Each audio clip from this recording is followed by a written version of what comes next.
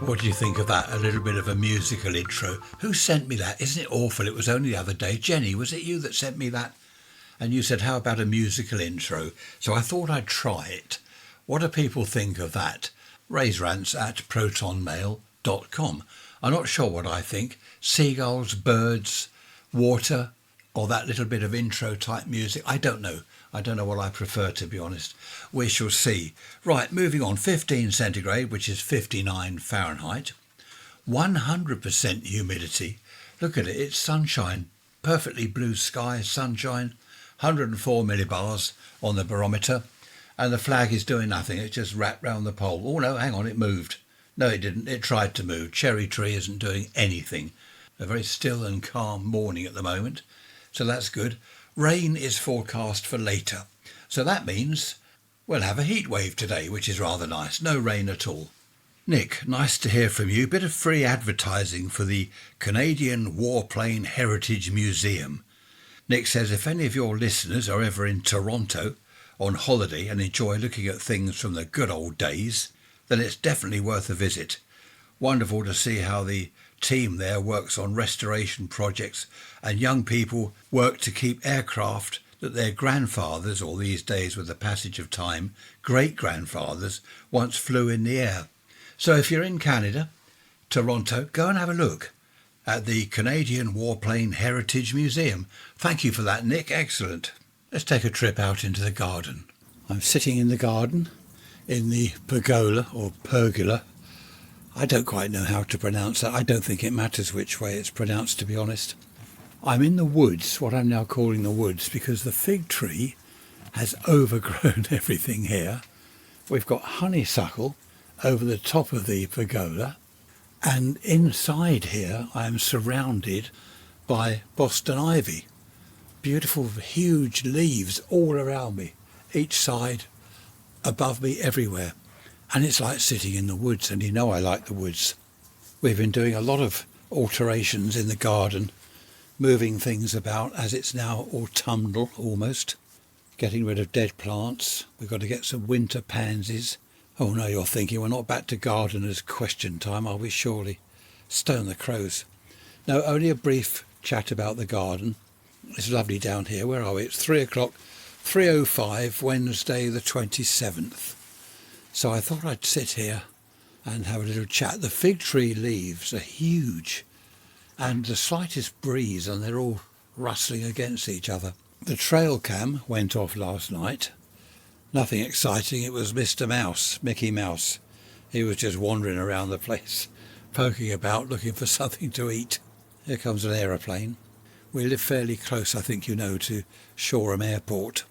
And once the sun's out, even in the winter, here we go, you get a nice day and all the aeroplanes come out. Just wait for that one to go over.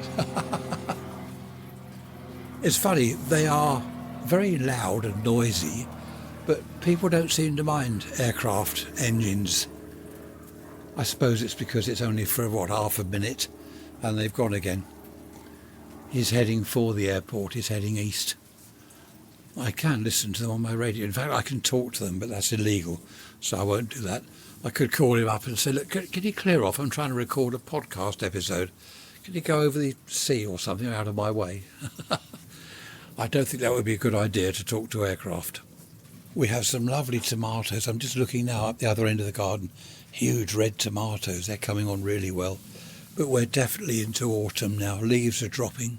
It's difficult in the winter. I remember in the winter there was snow, there's ice. It's freezing cold out here. And I looked at the seat here where I am and I thought, I can't imagine sitting there in the sun being too hot. And here I am. Can you hear that?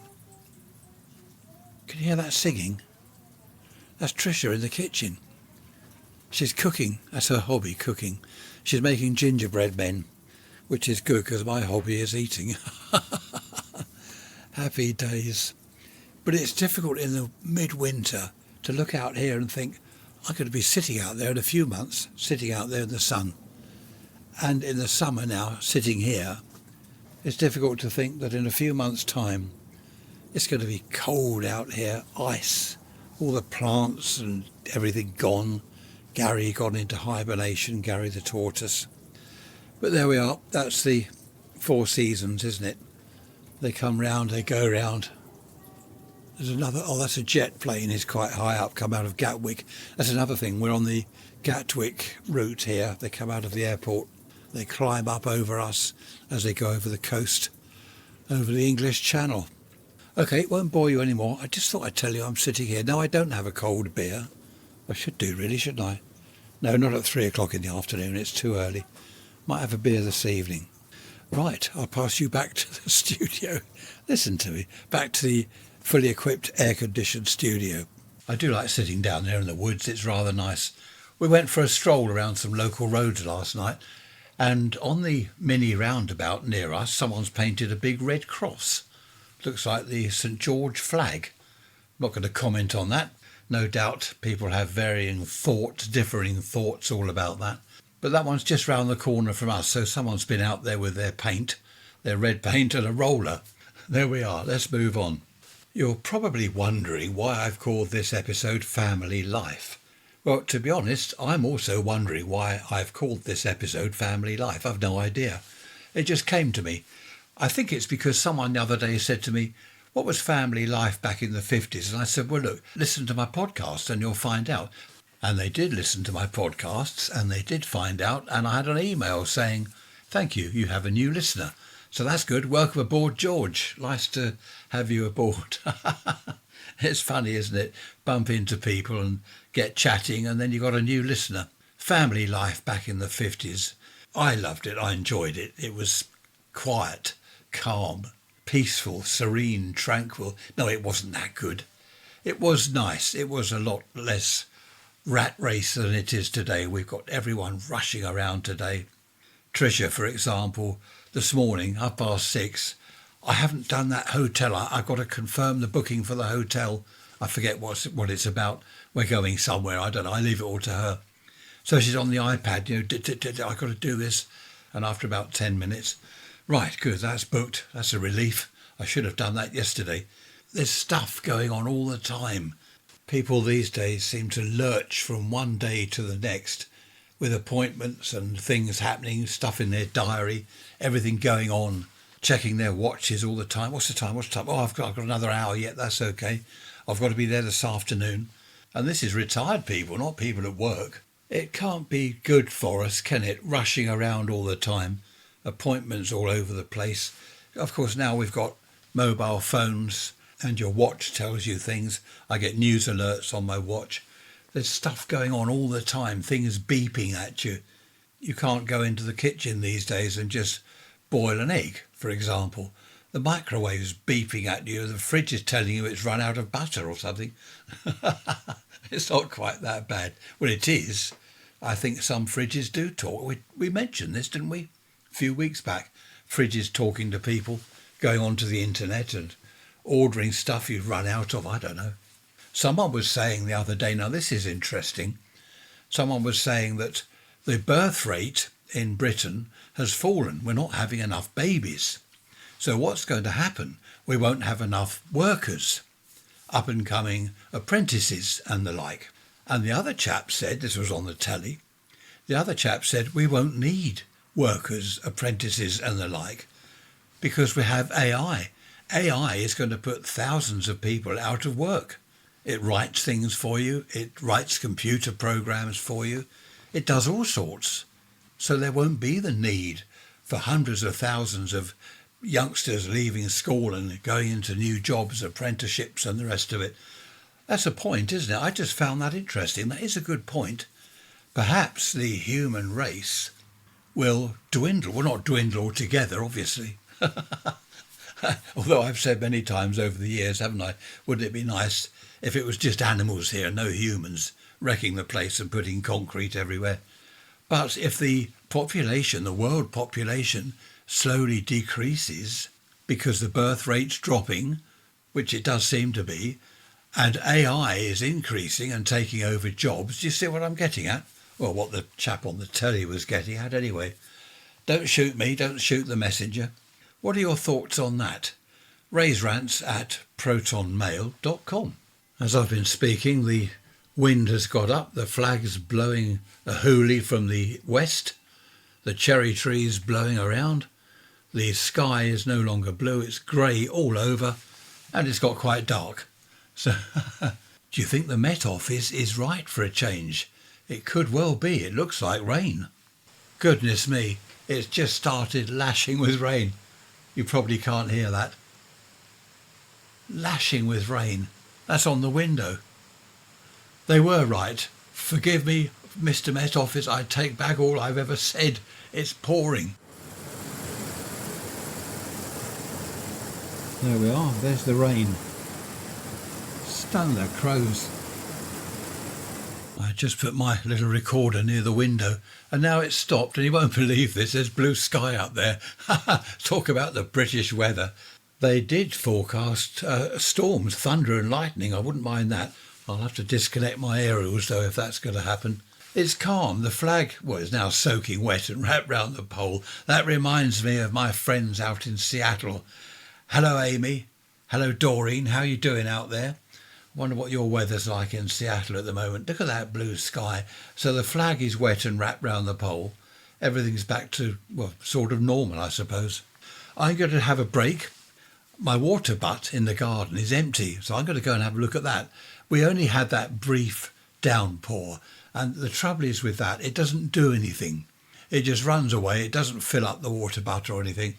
I suppose it does at least get rid of the dust, because it's been very dry and dusty out there. Well, that was quite a long break. It's now 6:30 Friday morning. We have had torrential rain all night, and the water butt is full. In fact, it's overflowing. It's just been amazing. Tricia has gone shopping. Fancy going shopping at 6:30 in the morning. She likes to get things done early, but what a time to go shopping. We've also had some claps of thunder. Not to worry, let's not bother about the weather. It doesn't know what it's doing. One thing I can say is it's dark out there. It really does look like winter. It's funny, isn't it? 1 minute I'm out in the garden saying, oh, look, it's lovely, warm and sunny. The next minute I'm in here thinking I might put my jacket on. I'm not going to talk about the weather anymore, but in the old days, autumn, the fall, was a lovely time because there was a certain smell in the air, a fragrance of burning leaves. In the local parks and people's gardens, everyone swept up the leaves. Not that it is autumn yet, it's still summer. And they would burn them. They'd have little bonfires here and there. And when there was no wind, the smoke would just rise vertically. Wonderful. The golden leaves on the trees, what was left of them, looked beautiful. The fires smelt lovely. It really was an autumnal type smell. I used to love that. We don't have bonfires in gardens anymore. People just don't do it anymore. I suppose in some ways that is a good thing because people hanging their washing out, they don't really want to get it smoked with the smell of autumn leaves. Actually, that might be quite nice. Put on a clean shirt in the morning. Oh, what a lovely smell. Autumn leaves burning.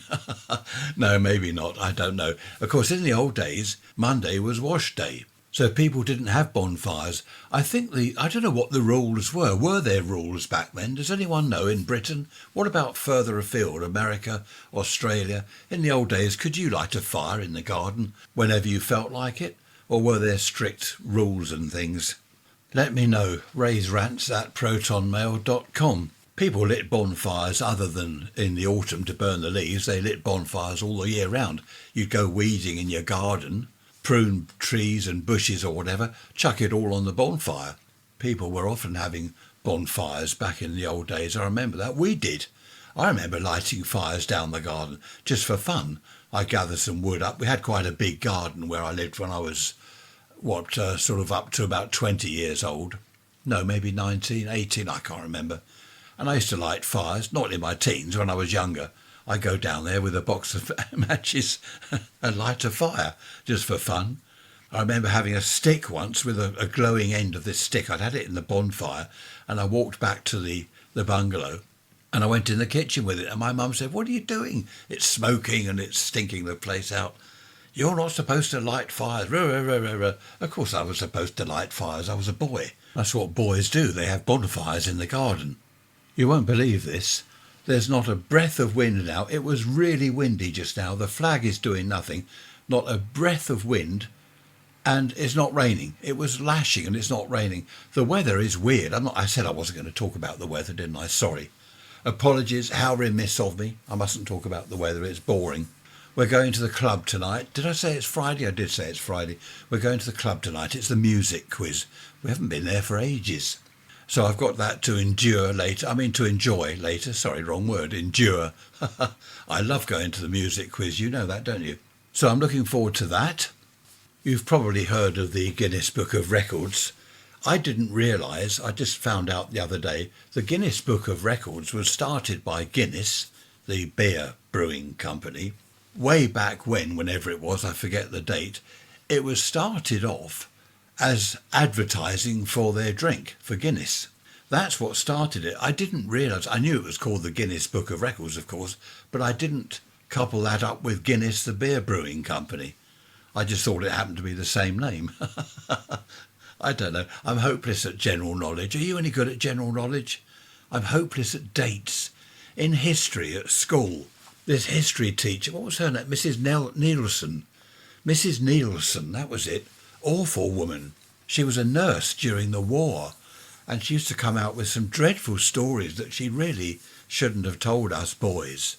She used to lay people out, dead people. She used to lay them out. And she'd tell us all about it. We were, 13, 14. We really didn't want to know that. Well, some of the kids did, asking strange questions, and I didn't want to know that. But she was always on about dates. We all know 1066. That was, I forget. Oh, Battle of Hastings. They reckon now that Harold didn't get an arrow in his eye. King Harold, or was it Herod? No, Harold. Harrod was a pharaoh. I don't know what Harrod was. Harrod's is in London, isn't it? It's a store, isn't it, in London? 1666 was the Great Fire of London. I remember that one. Or was that the plague? No, that was the Fire of London. The plague, I forget. But she based everything on dates. And she'd say to me, right, you, what date is so-and-so? I don't know. I can't remember dates. I'm hopeless at remembering birthdays in the family. Tricia will say, you know what day it is, Saturday, don't you? No. Oh, it's so-and-so's birthday. Oh, is it? Hopeless. I do remember Tricia's birthday. I have to remember Tricia's birthday. And our wedding anniversary, of course, which isn't too far away now. There was another teacher at school. He was always on about his time in Burma. I think it was Burma, going on about that. Was he a geography? I think he was a geography teacher. And half the time he's rattling on about his time in Burma, which was interesting, I suppose, but we were supposed to be learning about geography, which, funnily enough, I was interested in geography. I did like hearing about places around the world, what they did in Argentina. I remember one thing about Argentina. It was beef. We imported beef from Argentina. And I did wonder why we didn't get beef from our own farms here. We had cattle here.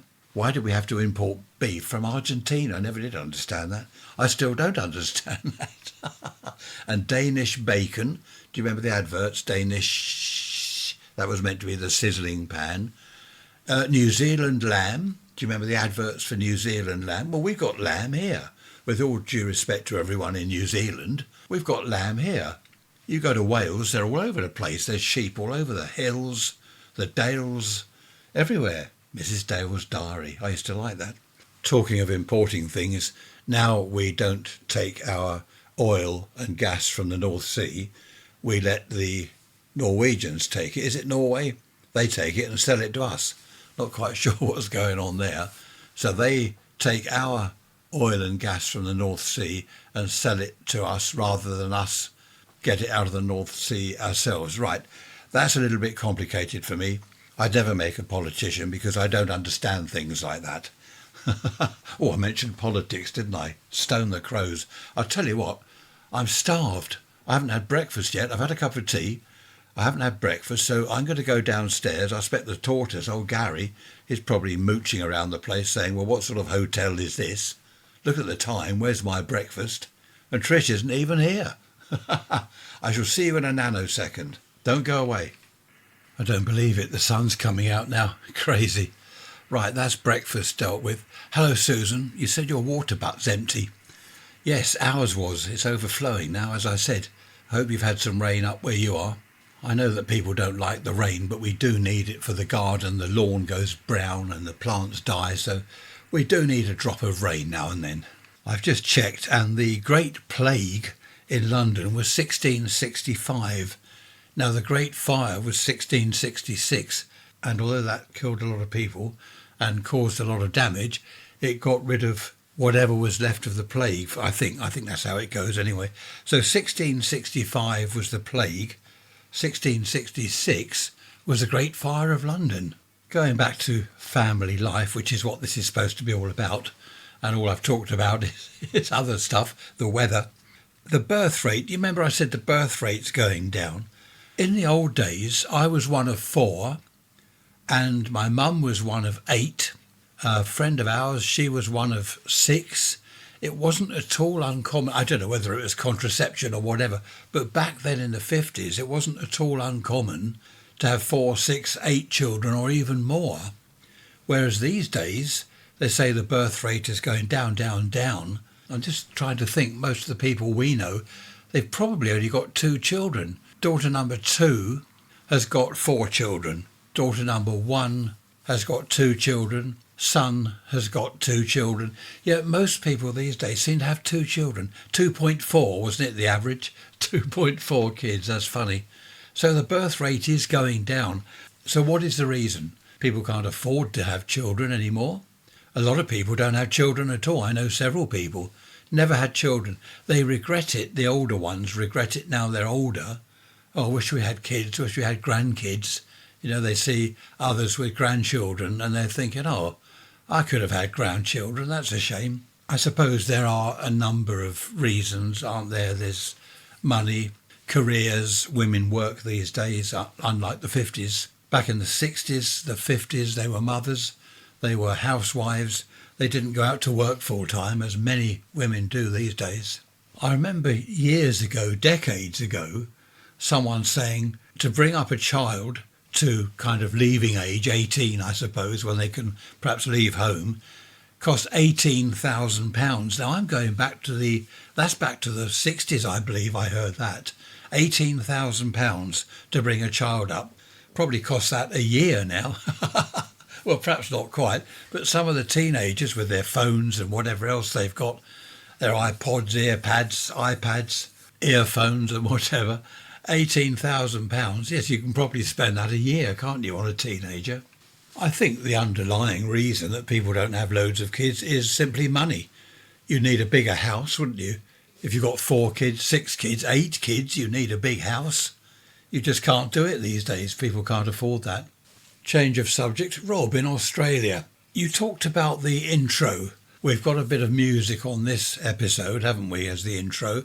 We'll see what people say about that. I think I know what people will say about that. Rob said, how about whales or dolphins? They're calling and singing under the oceans. That's quite nice, actually. I might look into that, Rob. We'll see what people say about the music, first of all. Rubbish, get off. When you've got a large family, of course, back in the 50s, 60s, if you've got 4 or 6 children at home, imagine 8 children. Of course, it depends on the age differences, doesn't it? I don't know whether women had a child a year, probably not. Maybe back in the very early days they had a child a year. But if you've got a 3-bedroom house and you've got 6 children, you're going to have a bedroom for the parents and you've got 2 bedrooms left. 3 in each of the children, in each bedroom. So it wasn't easy. I remember sharing in the old days. My sister had her own room because we had a 3-bedroom bungalow. My sister had her room, my parents had a room, and us 3 brothers were in the 3rd bedroom. So it wasn't ideal, squashed in. There just wasn't room for everyone. And that was us 4 children. So a lot of people had 6 and some had 8. The secondary modern school I went to, that was for boys. There were 600 boys there. That's the late 50s, early 60s. 600 of us. The school was full. You couldn't fit any more boys in the school. We had 40 plus per class. We had 44, I believe, in our class. So we just couldn't fit everyone in. You couldn't take a load more kids. And there were several schools in and around my town. There was the one I went to, another big one east of the town. There were several schools and they were all full up. Is that what they call the boom years? Is it baby boomer or something? I can't remember. I get mixed up. What's all this generation? Is it Gen or something? Z? I don't know. Generation Z. I get mixed up with it. Then there's the millenniums. We didn't have all this before. You were born in the 20s or the 50s or whenever. Now there's all these different generation X's and Zens and I don't know. I don't understand what's going on, but I don't have to, do I really? Let's be honest. Saturday morning, nice sunshine, blue sky, heavy rain forecast for later. Walking to the club last night, I found 10p piece on the ground. Do you know, in the old days, you often found money, pound note, 10-shilling note, some coins, £5 note if you're really lucky. That doesn't happen so much these days, does it? It doesn't seem to be money dropped like it used to be out in the streets or wherever. I suppose people don't have cash with them these days, do they? I certainly don't. I've got a £5 note in my phone, just in case of emergencies, whatever. But I don't actually carry cash with me. People carried pennies for the local phone box in the old days. Who remembers queues outside the phone box? A lot of people didn't have a telephone at home, and red phone boxes were everywhere, literally at the end of every street, just about anyway. And there were queues. Aunt Mabel was going to call the phone box at 7 o'clock. So you'd be down by the phone box waiting for Aunt Mabel to call the box. There's a queue of people there. They're waiting for calls to come in or waiting to make calls outgoing. I do remember quite lengthy queues sometimes at the local phone box. Of course, they've all gone now. How things have changed. Nothing's the same, is it? I suppose it won't be, though, will it? I suppose if you were a teenager in, say, 1910, by the time you got to, 70 odd, you were saying, oh, how things have changed since 1910. I suppose it just goes on and it won't stop, will it? Teenagers now, when they're in their 70s, they'll be saying, oh, I remember in 2025 we did this and that. That's all gone. We haven't got that anymore. That's progress for you. Thinking about it, a teenager in 1910, when he's in his 70s, he'd be saying, oh, all this television and all these adverts and radio stations everywhere. We didn't have all that nonsense when I was a boy. And so it goes on. We didn't win the music quiz last night, unfortunately. We were 1 point behind the winners, just 1 point, which was a shame. I was no help at all. I don't know anything about music. I recognise the records, the tunes. I know that one. I know that. That's, who is that? I've no idea who it is that did that. What date was it? I don't know. Was it 80s? 2000s? I've no idea. Luckily, Trish and her sister are both pretty good at that. They're well clued up. We used to say that in the old days, clued up, or genned up. Do you remember that? So we didn't win, but it was great fun anyway.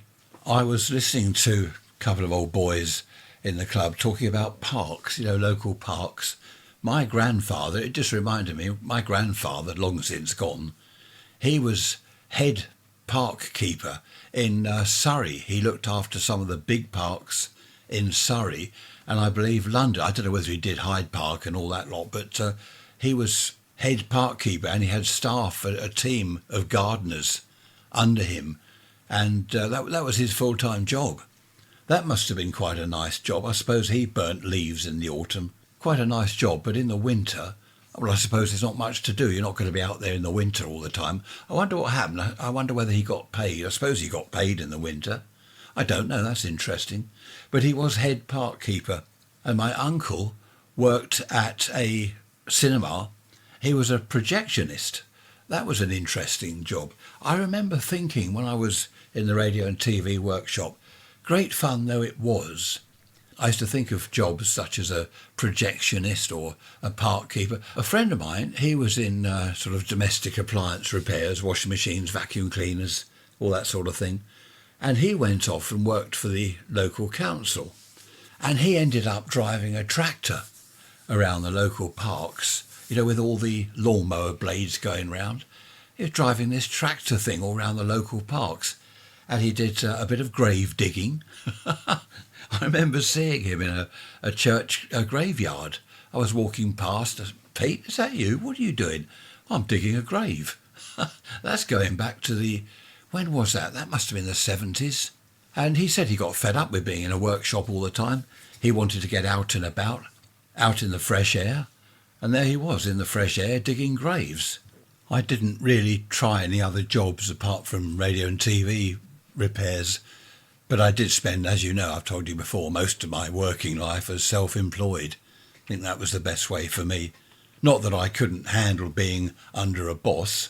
Look at that blue sky now, lovely. But I could do as I was told. If the boss said do this or do that, I didn't find a problem with that. But I just wanted to do things my way, certain ideas that I had. So I worked from home. Well, I've worked from home, retired now, of course, but I worked from home for decades, repairing the old domestic radios. That was good, restoring the 1940s domestic valve radios. Surprising how many people would come to me every week. I was busy all the time, every week, from all over the country. My granddad's radio, look at it, I found it in the loft. This was my granddad's or my grandmother's, my great aunt. I'd love to get it going. Can you do it? And I even had radios sent to me from abroad, from Spain, Cyprus. A chap sent me one from America. The postage was horrendous, but he wanted it done. So I had radios coming in from all over the place. And of course I enjoyed that. It was my business, my only income, but it was also my hobby. So it's rather nice to have a hobby, which is also your job. I remember a young lady she was local, bringing a radio to me, and she said, what would it cost to have this restored, make it look like new again and work properly? And I told her, and she couldn't afford it. She said, oh, I can't. It was hours of work. It wasn't just a quick get it going sort of job. It needed a complete restoration. It was for her grandmother. Her grandmother got it as a wedding present on a wedding day back in whenever. This young lady wanted to restore it for her grandmother's birthday. So I said, look, leave it with me and I'll see what I can do. I completely restored it for her, got it all going. She came round and I showed her the radio. She was over the moon. Oh, that's fantastic. Yeah, but how much? I didn't want you to go ahead. I can't afford it. I said, don't worry about payment, free of charge. Off you go. It's for your grandmother. She was absolutely delighted. She cried, poor thing. She actually cried. That was nice. So it's not all about money, is it? Life, it's not all about money and what's in it for me. What do I get out of it? I don't like that sort of attitude. Don't know why I'm talking about that. I've no idea. You interested in that? Probably not. Ray's Rants at protonmail.com. We've got a lovely blue sky now. Bit of a breeze from the west, which is rather nice. I've always said, haven't I, us Brits go on about the weather. Listen to me, all I've talked about in this episode is the weather. In fact, every episode. You love it really, don't you? Talking of money and what's in it for me and what do I get out of it. A friend of mine, I was there once around his place, and he said to his wife, I'm going to pop down the pub, see you later. And she said, well, do you have to go? And he said, well, I always go see my brother. I won't be very long. And she said, well, why do you want to see him? And he looked a bit perplexed. He looked at me. I kept out of it. And he said, well, it's my brother. And she said, well, what's he got to offer? What's he got to offer? I was quite shocked, actually, for her to say that. I mean, what's she talking about? It's the chap's brother. What's he got to offer? And he said, well, if he's got nothing to offer, I don't want anything from him. It's my brother.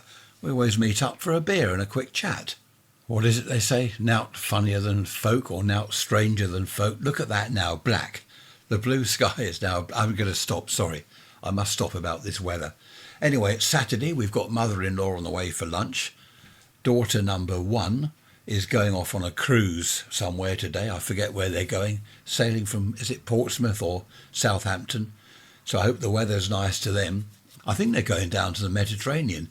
That means crossing the Bay of Biscay, doesn't it? And that is a very, very bad stretch of water. There are storms there, and I don't know, I've heard all sorts of stories about the Bay of Biscay. Perhaps you know about that. But it's well known to be a very rough crossing most of the time. Hopefully they'll be all right. She's off with her hubby down there. I forget, is it the Med? I don't know where they're going. I don't like boats. I like the ferry to the Isle of Wight. And I love the Waverley, the paddle steamer, round the Isle of Wight. We left Shoreham, round the Isle of Wight. I've told you all about that, haven't I? That was fantastic. I don't like boats in general. Another boat trip, I think I told you, we went out from the Isle of Wight on a speedboat. Well, I say a speedboat, it was quite large, with this young lady. Did he drive a boat, pilot it? Whatever she did, she was at the wheel. And that was fantastic because we sat up the front. She went out slowly, pointing things out along the coast. Yeah, that's this and that's that and whatever. Then coming back, right, hold tight everyone. I think it took about 12 people. Yeah, about 12 of us. And she raced the thing back and it really did move. Fantastic.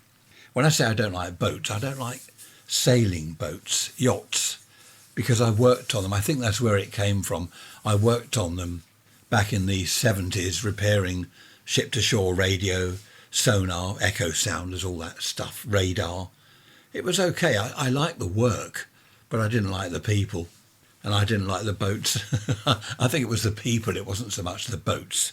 I don't know why I did that job. I left the radio and TV workshop to go and do that. I don't know why. I think I was interested in transmitters, receivers, communication, all that stuff, sonar, radar. I was interested in that.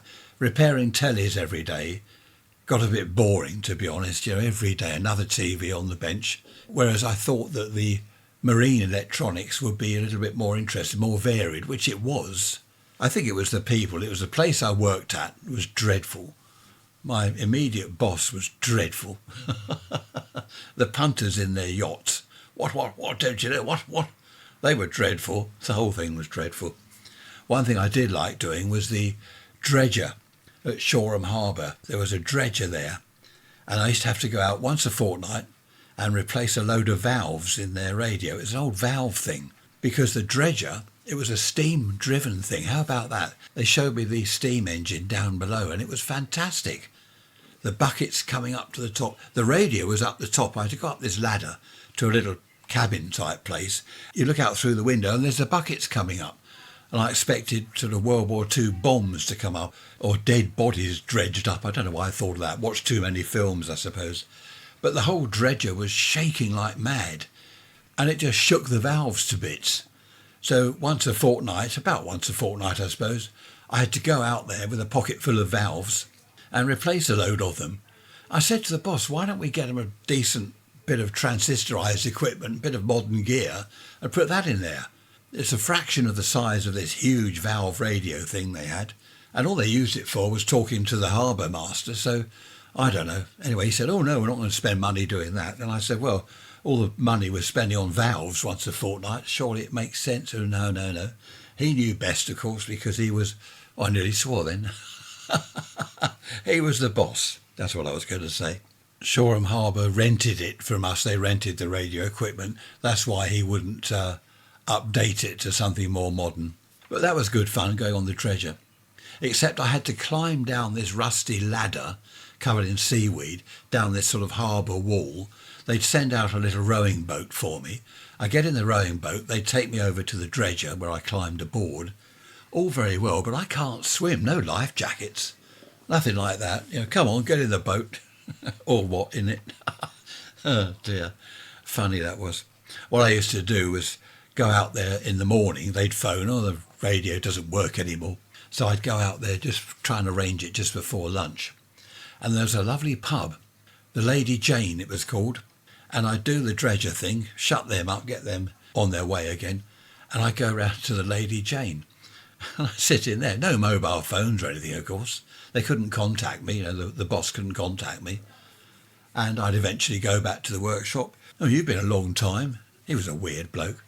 And I'd just say, yeah, I had to wait for the dredger. I had to go round and wait for them, because you could get on in two places. You either get on Shoreham Beach, or if they were at the other end of the harbour, dredging up there, I had to drive all the way round almost to Hove and then back along this sort of harbour arm along the seafront. And anyway, I just say to the boss, yeah, it took me ages. Talking of finding money, a friend of mine, his dad was walking along the road and he saw a cigarette packet on the pavement, picked it up. He thought there might be some fags in there, and there's 200 quid in it in cash. £200 in cash. That's going back to the 70s. So that was a lucky find. And I was in a pub and someone found some money on the floor, took it to the bar. The barman, he said, everyone pay attention. Has anyone dropped any money? And people are checking them. Well, how much is it? How much? People are shouting, how much? He said, well, I can't tell you that, but has anyone lost any money? Someone said, yes, I have. And the barman said, how much? And this chap said, oh, I don't know. It was a lot of money. I don't know exactly. And then the barman said, was it 150 quid? And I thought, what an idiot. 150. He told them it's 150 quid. And this chap said, oh, that's right, 150. Yes, that's mine. It was found on the floor in an elastic band wrapped up. And we reckon that it wasn't this chap at all. I don't know where the money came from, but anyway, perhaps it was his, I don't know. £150, that was a lot, because that's going back to when's that going back to? The 90s. Just going back to the marine workshop, this chap, one of the so-called outside engineers, he was an idiot. He brought a little transmitter in from a boat. He said to me, don't bother to look at that. It's not in for repair or anything. He said, I'll be picking it up when I go back to the boat. I said, OK, and he put it on the shelf. A few days later, the boss came in to me and said, that transmitter that Bill brought in. And I said, oh, yeah, the one on the shelf, yeah. He said, well, Bill's come to me with a complaint about you. Apparently you didn't do anything to it. You didn't clean it up, you didn't check it over, there was a fault on it, you did nothing to it. And this bloke, Bill, he didn't like me and I didn't like him. He was a weird chap. He'd obviously set me up. So I said to the boss, well, he told me not to look at it. He just wanted to leave it there until he was going back to the boat. And the boss said, well, I can't believe Bill would do that. Why would he bring it into the workshop? Obviously, it's to be checked over and make sure it works properly. I got my own back. Karma. It's good, isn't it? Karma. He brought a radio in, which he repaired himself on the bench. He had a bit of spare time, so he repaired it himself on this spare bench. And it was all working properly. So when he went out to get a cup of coffee, I put a fault on it. And of course, eventually he took it back to the boat, fitted it back on the boat. Now, I won't go into details, but it's the sort of fault that wouldn't show up immediately. It was going to be like an intermittent fault. He eventually took it back to the boat, fitted it, and it worked. Then the customer rang up and complained. My radio's got a fault on it. I just paid to have it fully repaired and it's got a fault on it. And he tried to blame me. I heard him saying to the boss, well, I took it into the workshop. Ray obviously looked at it. He's the only one in there. I was the only one there in the workshop. Never had any help for anyone else. They're always going to employ someone. Oh, yeah, we'll employ someone else because the workload's too much. I can see that. There was work coming in all the time and it was all down to me. Anyway, the boss this time said, but I saw you repairing it, Bill. You did it yourself. Oh, that radio. Oh, sorry, yes, I'm mixing up with something else. He was an idiot. He left in the end. No one liked him. You get all this sort of politics stuff, political things going on, don't you? What's it called? Office politics and things, where things go on. It's all unnecessary rubbish, really. That's another reason I just wanted to be self-employed. Didn't want to be involved in all that sort of thing. So many times over the years I've heard people say that they love their job, the office is great or the workshop is great, apart from one person who no one likes, and it's all a horrible atmosphere because of one person. The times I've heard that, there's always one, isn't there? It's such a shame. I don't know why people are like that. Talking of karma, I was in a pub back in the 60s or 70s with a friend of mine, and this very attractive girl, lovely looking girl, she'd been in the pub a few times. We didn't really know her, only to say hello. And she came over and joined us, and she said to this friend of mine, we'll have to go out for a drink sometime, just you and me. And he said, oh, sorry, I'm married. And she said, yes, so what? Surely we can have a bit of fun, can't we? And he said, sorry, the only fun I have is with my wife, which I thought quite admirable. And her face, she was fuming. She was obviously seething. She stormed off. And of course I laughed and I said, I think she'd taken that as a no. And he laughed and that was that, or so we thought. Some days later, I saw him and he said, she's been round to see my wife. She found out where I lived, been round to see my wife and told her that she's been having an affair with me for months. I couldn't believe it. So I said, is everything all right with your wife? He said, yes, it is. He said, but it's not, not really the best of things to happen. I said, I'll come round, I'll tell her, which I did. I went round and I said, look, this girl came up to us in the pub, chatted him up. Once he said, no, I'm married, she stormed off, obviously furious, and decided to get her own back because he wouldn't go out with her. They were fine, that was right. They were strong anyway, good strong marriage anyway. But this girl, talking of karma, I suppose it must have been some months later, She was heavily involved with this chap and they were planning to get married and all this stuff. One evening she was in the pub with her new bloke, the one she's going to marry. She went off to powder her nose or whatever she did. And this other girl, who I'd never seen before, she came up to the bar and said to this chap, "You know she's been seeing several other people behind your back, don't you?" And he said, What? No, who are you?" And she said, "Doesn't matter who I am, I just want to tell you, I've heard that you're planning to get married. She is just taking you for a fool." And the story, it transpired that this other unknown girl, she'd had dealings with this nasty piece of work, this other girl, and her relationship had been split up by this horrible person. So karma stepped in and sorted out that situation. They split up, of course, the wedding never went ahead. I don't know why I thought of that. It's just that people causing trouble, causing problems, and they love it, don't they? Some people just love causing trouble, especially between couples. I've known that over the years. What was that record? I Can Tell by Your Face. I can't remember what it was, but it's about this girl rushes up to this other girl and says, "Oh, I saw him out in a car. I saw him with some girl." I've just looked it up. It was Take That Look Off Your Face by Marty Webb. Have a listen to that. It'll be online somewhere. The world would be quite a nice place, wouldn't it, if it wasn't for people? Back to the dinosaurs again. Mind you, they had trouble. They didn't all eat each other, did they? Some of them were veggies back then. Veggies. Happy days. Do you remember I was talking about the Beatles in Liverpool? Was it the Tavern or the Cavern? John, nice to hear from you. John says it was the Cavern. So that's good. That's good. Bruce, nice to hear from you and everyone else who has emailed all your messages. I have answered everyone, I think. Ray the other day said, "Do you watch the Footage Detectives?" I do. We watch all sorts of old programmes on the Talking Pictures TV, isn't it? There's 999, I like that one. Old black and white films about detectives in London. Scotland Yard.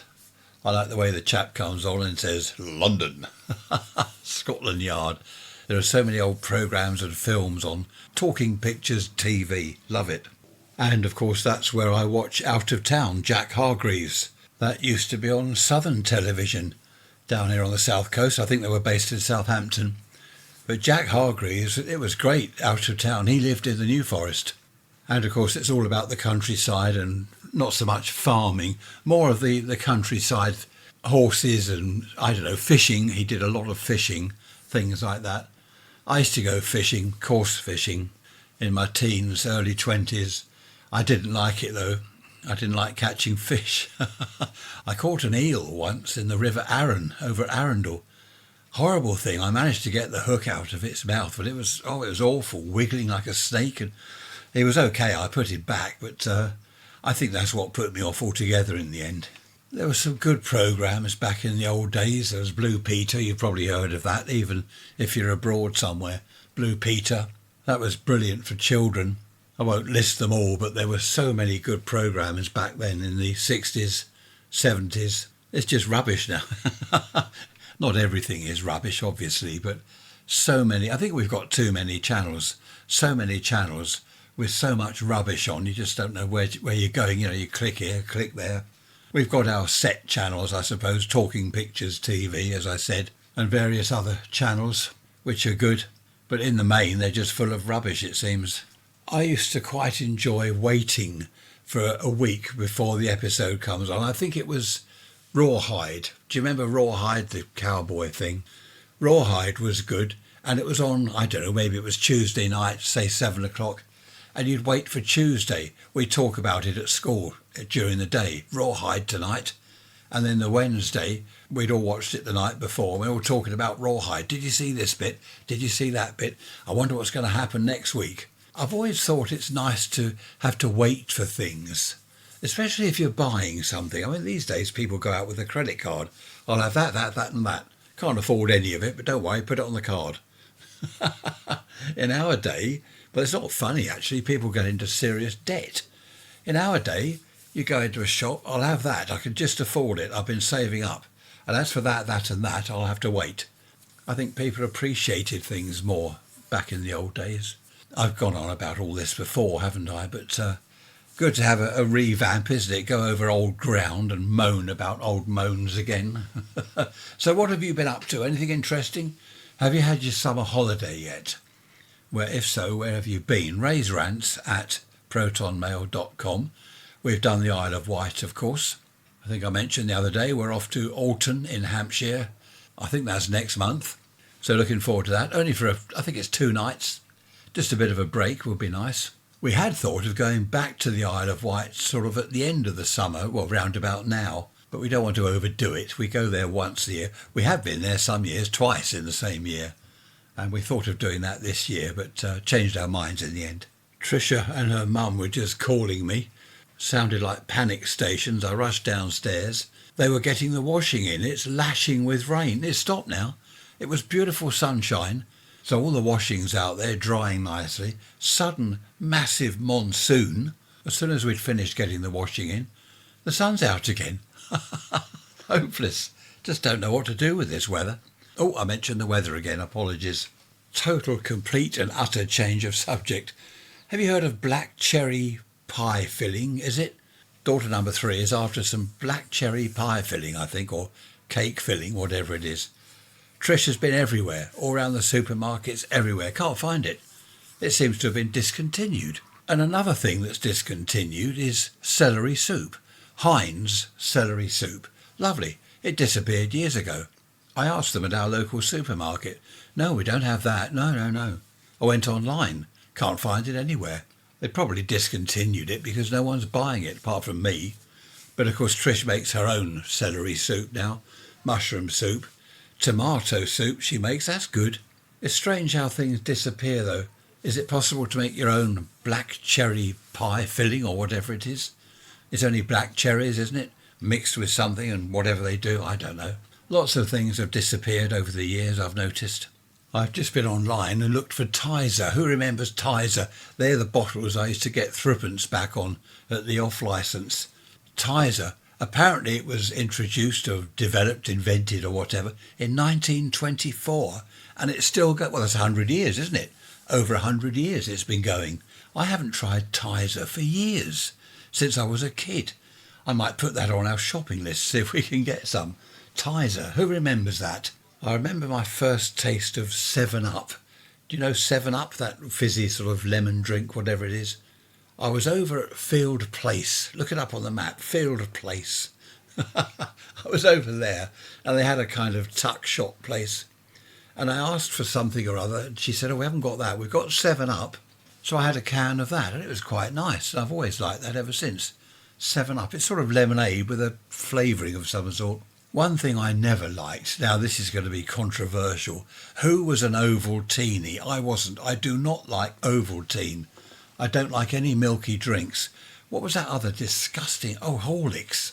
Have you tried Horlicks? I hate it. Hot milk, Horlicks, Ovaltine. It's all disgusting. I've hated all that sort of thing forever since I was a child. Probably forced to drink it. Oh, look, Horlicks, you're like that. Ugh, filth. Have some Ovaltine. Oh, no, dreadful. Take it away. Give me a beer. No, I didn't say that when I was a child. I've told you before about my nan, haven't I? I've told you 100 times over the years. I'll tell you again. 8 years old I was. I said, what's that, Nan? Ribena? No, it's port and lemon. She said, I'll pour you one. Don't tell your mum. So I had a port and lemon when I was 8 years old. I did tell my mum. She said that my nan was naughty. But that was nice. I still like port and lemon. Oh, no, I nearly said the C word then. This December the 25th, I'll probably have port and lemon. But I also like Stone's ginger wine. That is rather nice. Stone's ginger wine. I first tried that when I was probably, 12 years old, I suppose. Got a bit of a taste for that. At the club last night, I drank lager. I don't like lager. I don't like the sort of real type ales. I think they're too strong. They just make me fall over. I think lager's the sort of safest, even though I don't like it much. Trish had gin and tonic and her sister was on white wine, so all pretty safe stuff. Didn't drink too much. Didn't go to bed till midnight. Just looking at my list of jobs here. Trisha said the other day, when are you going to do the bedroom ceiling? Paint the bedroom ceiling.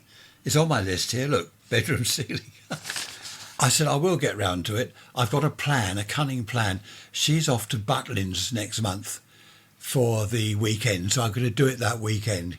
Paint the bedroom ceiling once and for all. Bit of a surprise. Well, I don't know about a surprise. It'll be a shock when she gets back. Stone the crows, she'll say. No, she doesn't say that. But that'll surprise her, won't it? I've still got my list here. She adds to it. There's things been added here. Let's put the list back over there. Out of sight, out of mind, is that what they say? So that'll be nice. Get the bedroom ceiling painted, because I've been hearing about that for the last 3 or 4 years. I think the list is rather like, is it the Forth Bridge that they paint? They start one end, and by the time they've painted right the way across to the other end, it's time to start painting again, so they go back to the beginning. On my list, as fast as I cross things off, new things appear, so it's never getting any shorter, is it? It just gets longer.